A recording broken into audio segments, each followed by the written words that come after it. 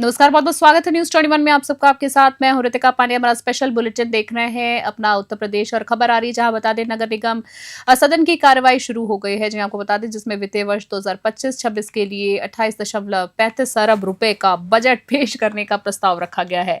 Budget में मुख्य रूप से सड़कों, नालियों और पार्कों के विकास पर चर्चा की जाएगी। वहीं बात करें तो सदन के दौरान पार्षदों ने खोदी गई सड़कों, चौक, सीवर लाइनों और बढ़े हुए गृहकर का मुद्दा उठाया। बता दें आपको कि गृहकर बढ़ोतरी को लेकर आपत्तियां दर्ज कराते हुए बताया गया है कि सभी वार्डों में गृहकर निस्तारण कैंप्स लगाए जाएंगे ताकि जनता को राहत मिल सके। करीब आधे घंटे की कार्रवाई के बाद महापौर की तबियत बिगड़ने के कारण बैठक स्थगित कर दी गई है और अब 25 तारीख को दोबारा आयोजित किया जाएगा। बता दें आपको इस दौरान सपा पार्षद फैजान रहमान और रजत कौशिक ने भी विभिन्न मुद्दों पर अपनी राय रखी। कानपुर से विशाल सैनी की रिपोर्ट।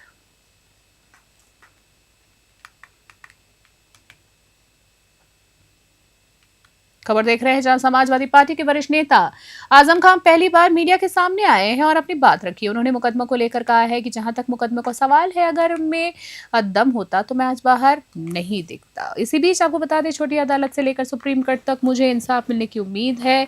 एक दिन मैं बेदाग हो जाऊंगा, ऐसा उनका कहना है। बता दें आपको, सपा में रहने के सवालों पर उन्होंने स्पष्ट कहा है कि पार्टी में न रहने का क्या सवाल है। जेल में रहते हुए भी बीवी का एक नंबर याद था, साथ ही साथ वो भी भूल गया था।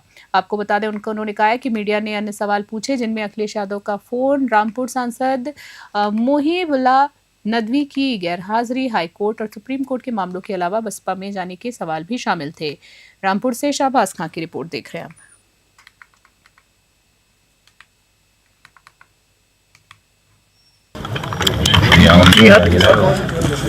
बड़ी पार्टी के बड़े नेता हैं, मेरे जैसे छोटे आदमी के लिए अगर कुछ बात करेंगे तो उनका बड़कपन है।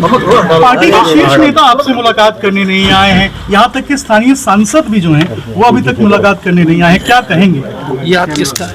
ये कहेंगे कि वो खैरियत से रहें और खुश रहें, आबाद रहें। सर, कुछ इस तरह की स्पेकुलेशन भी है, कुछ चर्चा भी हो रही है कि आप डीएसपी की तरफ रुख कर सकते हैं, क्योंकि आप फाउंडिंग मेंबर रहे हैं समाजवादी पार्टी के। तो ये सवाल बहुत अहम है कि आजम खान साहब का पॉलिटिकल जो भविष्य है वो आगे कहाँ जाने वाला है, कहाँ रहने वाला है। स्पेकुलेशन लगाया जा रहा है कि आप मूव कर सकते हैं।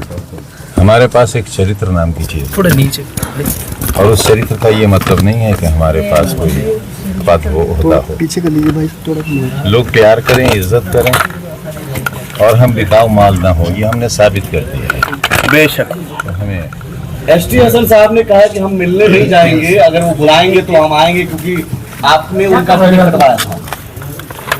मेरी कहाँ ये हैसियत है, मैं अपने यहाँ टिकट नहीं दिलवा सका, उनका कैसे कटवा सकता? आप उन्हें पूर्व प्रधानमंत्री अटल बिहारी वाजपेयी के अध्ययन स्थल डीएवी कॉलेज के बाहर कर्मचारी यूनियन चुनाव को लेकर हंगामा हो गया। आपको बता दें, आज सुबह 9 बजे से मतदान होना था, जो दोपहर 2 बजे तक चलाना था, लेकिन कॉलेज प्रिंसिपल और मैनेजमेंट ने गेट पर ताला लगा दिया और कर्मचारियों को मतदान में शामिल नहीं होने दिया। जी आपको बता दें, वो रोक दिया गया है। सूचना मिलते ही कर्मचारी यूनियन ने कॉलेज गेट पर जमकर जिंदाबाद मुर्दाबाद के नारे लगाकर विरोध जताया है। गुस्साए कर्मचारियों ने ताला तोड़कर मतदान प्रक्रिया शुरू कराई, जबकि कर्मचारियों का कहना है कि इस तरह की अड़चन से लोकतांत्रिक प्रक्रिया प्रभावित होती। कानपुर से विशाल सैनी की रिपोर्ट देख रहे हैं आप।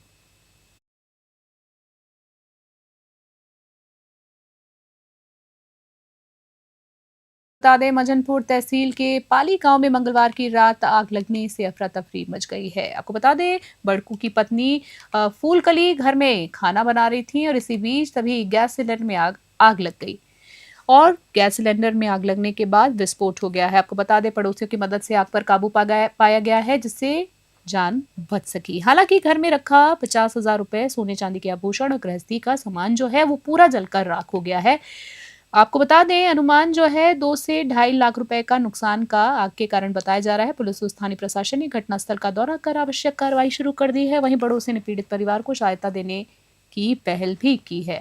कौशाम्बी से जेगम रिजवी की रिपोर्ट।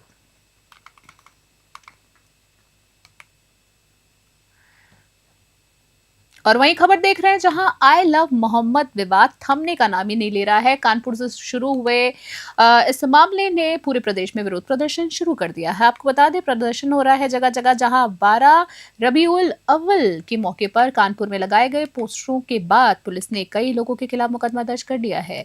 इस कदम के विरोध में मुस्लिम समाज के लोगों ने कई शहरों में प्रदर्शन किए हैं। कुछ जगहों पर पुलिस से झड़प भी हुई है। इस विवाद पर ओवैसी सहित कई सियासी हस्तियों ने भी ट्वीट कर अपना विरोध दर्ज कराया है। बता दें आज कानपुर में सपा के तीनों विधायक जिनमें मोहम्मद हसन, अमिताभ बाजपेयी और नसीम सोलंकी ने पुलिस कमिश्नर को ज्ञापन सौंपकर मुकदमा वापस लेने की मांग की है। विधायकों ने कहा है कि मामले को संवेदनशीलता से देखते हुए विवाद को शांतिपूर्ण तरीके से सुलझाना चाहिए।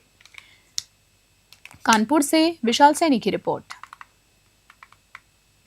कई दिन से एक एफआईआर की वजह से कानपुर नहीं पूरा प्रदेश देश में बल्कि कई जगहों पे और भी एक गलतफहमी का वातावरण फैला हुआ है। कहीं ना कहीं लोगों के अंदर एक आक्रोश भी है और गलतफहमी भी है, क्योंकि जिस बात पर वो आक्रोश है वो बात सही नहीं है।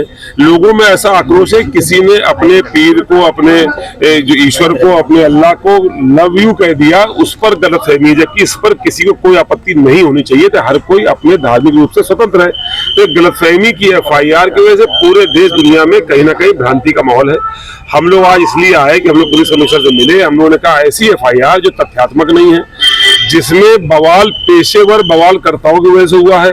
वो कुछ लोग जो लगातार त्योहार चाहे हिंदू का हो, चाहे मुस्लिम का हो, चाहे रामनवमी हो, चाहे बाराफात हो, केवल हंगामा करके ही राजनीति करते हैं, उन लोगों की वजह से बवाल हुआ है। उनको चिन्हित करके उन पर कार्रवाई करी जाए।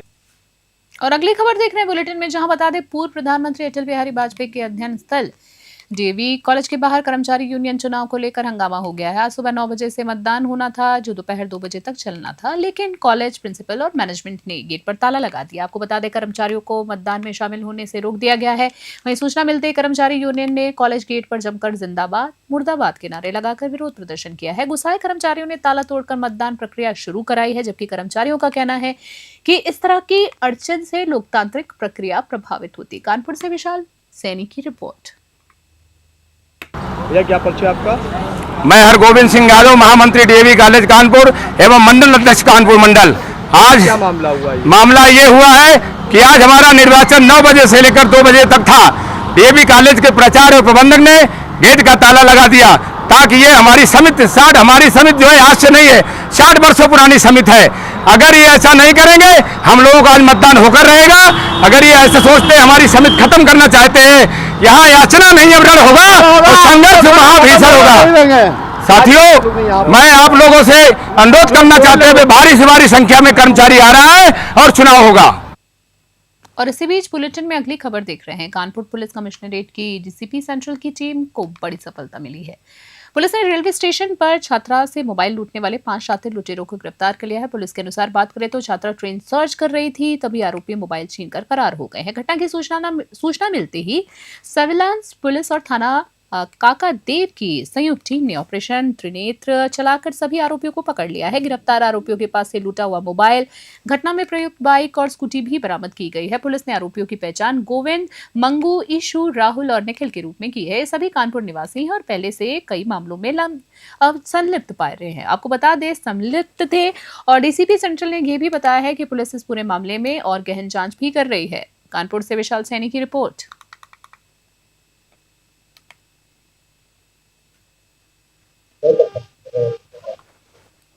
देखिए, विगत दिनों में 4-5 दिन पहले एक लड़की है, वो रेलवे स्टेशन पे जा रही थी, ट्रेन सर्च कर रही थी मामले में, तो उसका मोबाइल लड़के खींच करके ले गए। सफेद गाड़ी मजिस्ट्रेट की में थाना काका देव की टीम ने, और कैमरों के आधार पे बाकी चीजों के आधार पे 5 एक्यूज को हम लोगों ने अरेस्ट किया है। 205 मोबाइल बरामद हुए हैं।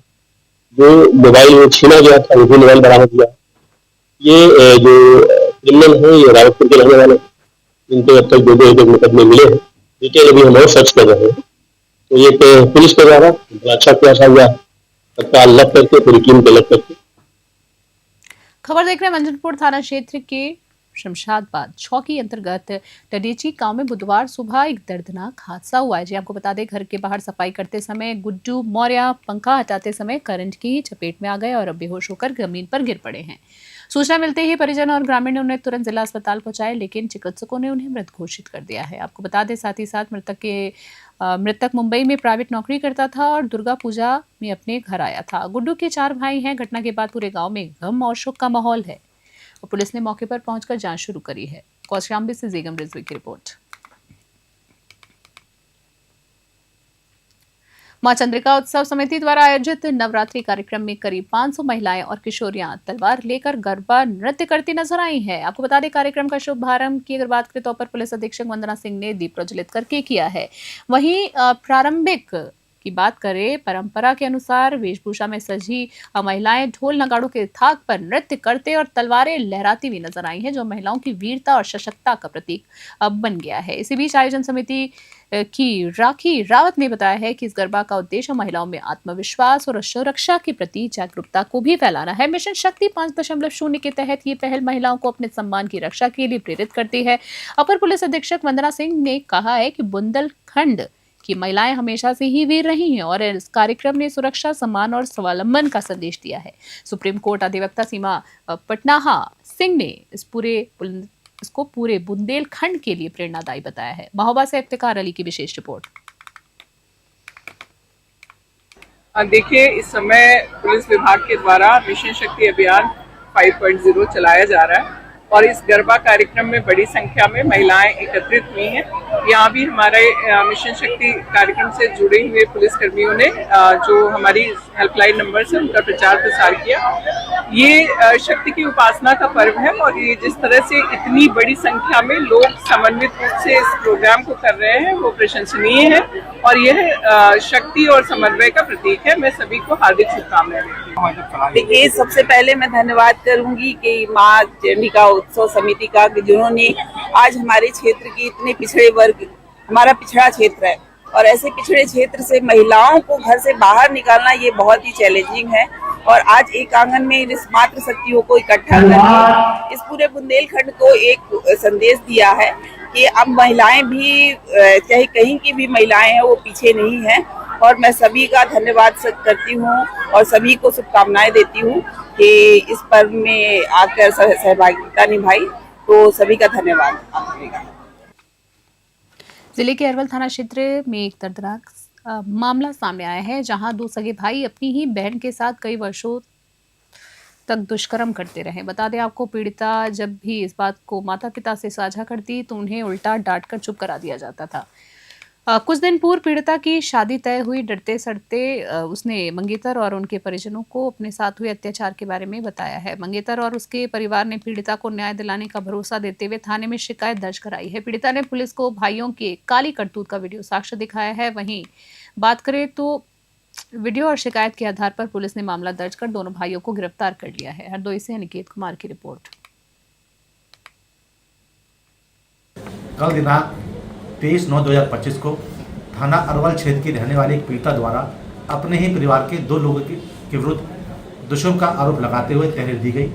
तहरीर के आधार पर उचित धाराओं में अभियोग पंजीकृत किया गया तथा तत्काल दोनों अभियुक्तों को गिरफ्तार किया गया। अन्य विधिक कार्रवाई की जा रही है। खबर में इतना ही फिलहाल के लिए। आज के हमारे स्पेशल बुलेटिन में बने रहे न्यूज़ 21। फिलहाल के लिए नमस्कार।